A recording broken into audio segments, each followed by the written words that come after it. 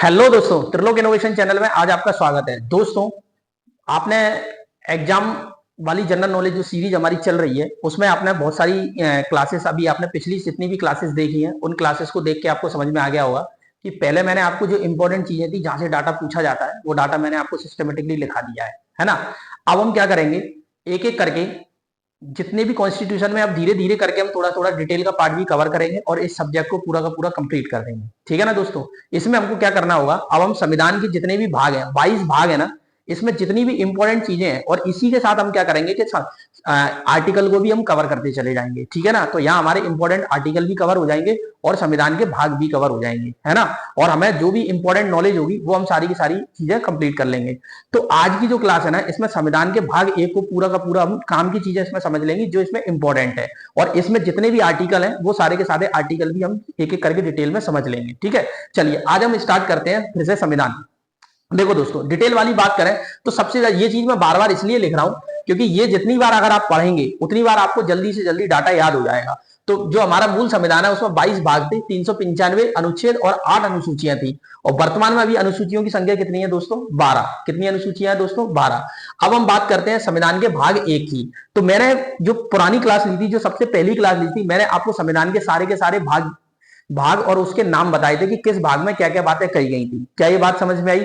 अगर direct question पूछा जाता है तो आप पहली क्लास से हिट करेंगे। अब अगर वो भाग एक के अंदर डिटेल में जाता है तो फिर हम ये वाली क्लासेस जो अभी स्टार्ट करेंगे और ये क्लासेस जो ऐड करता जा रहा हूं वो सारी की सारी क्लासें आपके काम आएंगी। तो भाग एक का नाम क्या है? संघ और राज्य क्षेत्र। मतलब भाग एक क्या कहता है कि जो हमारा भारत है ना, तो वो क्या है ना, उसमें कितने राज्य हैं और वो कैसे, मतलब हमने उसको कैसे बनाया है, संघ कैसे बनाया, ये सारी की सारी चीजें हम बात करेंगे। तो सबसे पहले हम आर्टिकल 1 की बात करते हैं। आर्टिकल 1 क्या कहता है? आर्टिकल 1 ये कहता है कि भारत राज्यों का संघ है। मतलब संघ का मतलब, संघ को इंग्लिश में बोलते हैं यूनियन। संघ का मतलब ये होता है कि एक बार कोई भी राज्य अगर भारत में मिल जाता है तो वो फिर उससे टूटकर अलग नहीं हो सकता। इस बात को हम ऐसे समझ सकते हैं, या एक और चीज मैं इससे पहले समझाता हूं। जैसे कि मैं मान लो कि जैसे हम अमेरिका की बात करें तो अमेरिका में क्या है ना, फेडरेशन है। फेडरेशन का मतलब ये होता है कि वहां से कोई भी राज्य टूटकर अलग हो सकता है ना। वहां पे यूनियन वाला कोई सिस्टम नहीं है। लेकिन भारत में क्या है, यूनियन वाला सिस्टम है कि एक बार आप भारत में विलय कर लिया फिर आप भारत से दूर नहीं जा सकते, भारत से अलग नहीं हो सकते, फिर आप चाहे जो कर लें। क्या ये बात समझ में आई? क्या ये पॉइंट क्लियर हुआ? जैसे मैं एक सिंपल सी बात कर सकता हूं, जैसे हम अपने एक मोहल्ले में रह रहे हैं, ये एग्जांपल आपको एकदम क्लियर कर लेगा कि फेडरेशन का क्या मतलब होता है और यूनियन का क्या मतलब होता है ना। जैसे मान लो हम एक सोसाइटी में रह रहे हैं, एक हमारी कॉलोनी में 10 घर बने हुए हैं। तो वो जो 10 घर है ना, हम क्या करेंगे, वो 10 घर मिलकर हम अपनी कॉलोनी की यूनिटी तैयार कर लेंगे, है ना। तो वो हमारी क्या कहलाएगी? वो हमारा फेडरेशन होगा, क्योंकि उसमें से कोई भी घर हमसे अलग हो सकता है, हमारे घर से, या हमारे जो हमने मिलकर जो नियम बनाए थे उससे वो अलग जा सकता है। बात समझ में आई? लेकिन हम अपने घर के अंदर की बात करें तो हमारे अपने घर के अंदर के जो मेंबर है वो हमारे घर के नियमों को तो फॉलो करेंगे, वो घर छोड़ के बाहर नहीं जा सकते। इस बात का मतलब क्या है? यूनियन, चाहे कुछ भी हो जाए, हमारे घर के सदस्य घर छोड़कर नहीं जा सकते। लेकिन पड़ोसी के जो घर है और इसको मिला के हमने जो चीजें बनाई हैं वो अलग हो सकते हैं। क्या ये बात समझ में आई? तो मतलब फेडरेशन और यूनियन का मतलब समझ में आया। यूनियन का मतलब होता है कि आपके घर के सदस्य एक बार आपके घर में आ गए वो फिर आपसे अलग नहीं हो सकते, है ना। और सोसाइटी में जितने सदस्य होते हैं, मान लो कि किसी से दोस्ती हुई और जरूरत पड़ने में दोस्ती खत्म हो जाती है, ये बात समझ में आई, या वो अपनी स्वेच्छा से जा सकते हैं। क्या ये बात समझ में आई? क्या ये पॉइंट क्लियर हुआ? तो आर्टिकल 1 क्या कहता है कि भारत राज्यों का संघ है। क्या है? संघ है। क्या ये पॉइंट क्लियर हुआ? मतलब इस बात का यह है कि जो भी राज्य भारत में आके मिलेगा, है ना, जो भी राज्य भारत में आके मिलेगा या जो वर्तमान में भारत के राज्य हैं वो उससे टूटकर कभी भी अलग नहीं हो सकते, ऐसा हमारे संविधान के आर्टिकल 1 कहता है। अब आर्टिकल 2 क्या कहता है?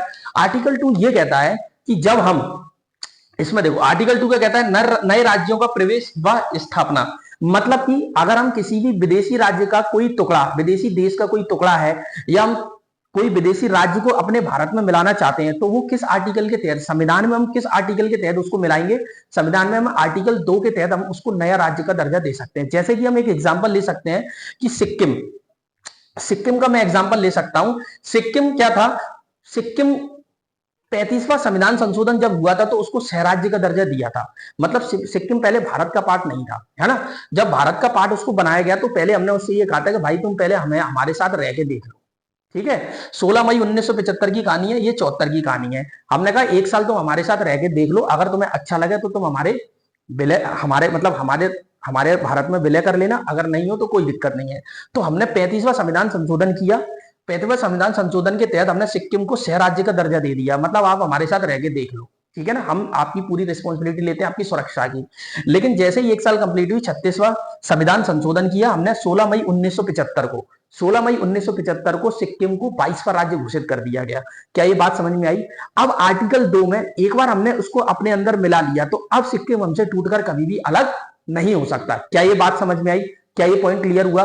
तो आर्टिकल 2 क्या कहता है कि जितने भी बाहर से जो चीजें हम अपने भारत में एक बार ऐड करेंगे, आर्टिकल 2 में हम ऐड कर सकते हैं, है ना। दूसरी चीज, जब हम इसको ऐड करेंगे या जब हम इसको ऐड करने के लिए संविधान में जो संशोधन करेंगे, उसमें राष्ट्रपति के बिना अनुमति के हमें उसको अनुमति देने की जरूरत नहीं रहेगी, है ना, राष्ट्रपति महोदय को। ये बात समझ में आई? क्या ये पॉइंट क्लियर हुआ?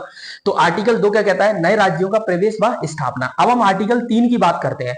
आर्टिकल 3 के तहत हम क्या करेंगे कि जो हमारे भारत के अंदर ही राज्य हैं, हमारे भारत के अंदर ही अगर राज्य हैं, उन राज्यों की अगर नाम में परिवर्तन करना है, सीमाओं में परिवर्तन करना है, या उसके क्षेत्रफल में परिवर्तन करना है, या कोई भी चेंजेस हम इंटरनली जो हमारे अभी वर्तमान में राज्य उनके अंदर कोई चेंज करना है, तो वो हम संविधान के आर्टिकल 3 के तहत कर सकते हैं। किसके तहत कर सकते हैं दोस्तों? संविधान के आर्टिकल 3 के तहत। क्या ये बात समझ में आई? क्या ये पॉइंट क्लियर हुआ? चलिए, तो इसमें हमने जैसे कि हम इसको एक एग्जांपल लेके समझा सकते हैं कि वर्तमान राज्यों की सीमा, क्षेत्र व नाम में हम परिवर्तन कर सकते हैं। जैसे मध्य प्रदेश से छत्तीसगढ़ को अलग किया, कब किया गया था? 1 नवंबर 2000।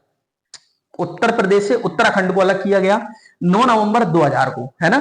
उसके बाद बिहार से झारखंड को अलग किया गया 15 नवंबर 2000 को। और अभी रिसेंटली उसका एग्जांपल ले तो आपको याद होगा, तेलंगाना स्टेट को बनाया गया था, याद है? ये कब बनाया गया था? ये आप बताएंगे मुझे किस सन में और कब बनाया गया था, और इसके लिए कौन सा संविधान संशोधन किया गया था। क्या ये बात समझ में आई? क्या आपको आर्टिकल 3 क्लियर हो गया? आर्टिकल 3 मतलब ये होता है कि भारत के अंदर जो वर्तमान राज्य हैं उनकी सीमा, क्षेत्रफल और नाम में परिवर्तन आर्टिकल 3 के तहत कर सकते हैं। आर्टिकल 2 में जो विदेशी राज्य हैं, अगर उनको भारत में मिलाना है तो हम राष्ट्रपति की पूर्व अनुमति के मिला सकते हैं। क्या ये पॉइंट क्लियर हुआ? चलिए, अब हम बात करते हैं आर्टिकल 4 की। आर्टिकल 4 क्या कहता है?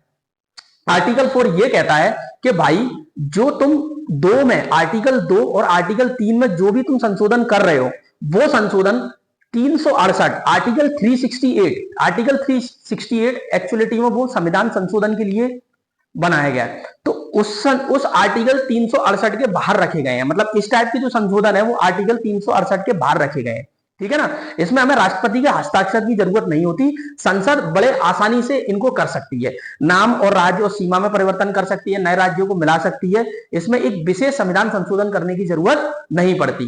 क्या ये बात समझ में आई? क्या ये पॉइंट क्लियर हुआ? चलिए, तो मुझे लगता है आज संविधान का आपने भाग 1 बहुत आसानी से कंप्लीट कर लिया। और ये वाला चैप्टर मैंने इसलिए स्टार्ट कराया, अब इसमें आप धीरे धीरे सारे के सारे जो इंपॉर्टेंट आर्टिकल्स हैं, जितने भी इंपॉर्टेंट आर्टिकल्स हैं, जो 1 से लेकर 395 आर्टिकल है, इसमें कितने आर्टिकल इंपॉर्टेंट है वो सारे के सारे टॉपिक वाइज आप कवर करते चले जाएंगे। क्या ये बात समझ में आई? क्या ये पॉइंट क्लियर हुआ? तो दोस्तों, आज मैंने आपको संविधान का भाग 1 पूरा का पूरा कंप्लीट करा दिया है। तो संविधान का भाग 1 में कितने आर्टिकल है? क्वेश्चन नंबर 1 बन सकता है भाई। संविधान के भाग 1 में टोटल 4 आर्टिकल हैं। कौन कौन से? आर्टिकल 1, 2, 3, 4। आर्टिकल 1 क्या कहता है कि भारत राज्यों का संघ है। आर्टिकल 2 कहता है कि नए राज्यों का विलय और स्थापना, है ना। नए राज्यों का विलय और स्थापना मतलब बाहर से कोई राज्य मिलाना चाहे तो आर्टिकल 2 के तहत हम मिला सकते हैं। आर्टिकल 3 क्या कह सकता है? भारत के अंदर जो वर्तमान राज्य हैं उनके नाम, क्षेत्र और सीमा में परिवर्तन कर सकते हैं। आर्टिकल 4 क्या कहता है? आर्टिकल 4 कहता है कि जो भी तुम कारनामे 2 और 3 में करोगे उसके लिए राष्ट्रपति के हस्ताक्षर की जरूरत नहीं है, क्योंकि इन संविधान संशोधन को आर्टिकल 368 के बाहर रखा गया है। क्या ये बात समझ में आई? क्या ये पॉइंट क्लियर हुआ? चलिए, तो आज की क्लास यही हम समाप्त करते हैं। छोटी सी क्लास है, सिस्टमेटिकली क्लास है, आपको सारी की सारी चीजें आपकी कंप्लीट हो जाएंगी। तो आज के लिए इतना ही। थैंक यू दोस्तों।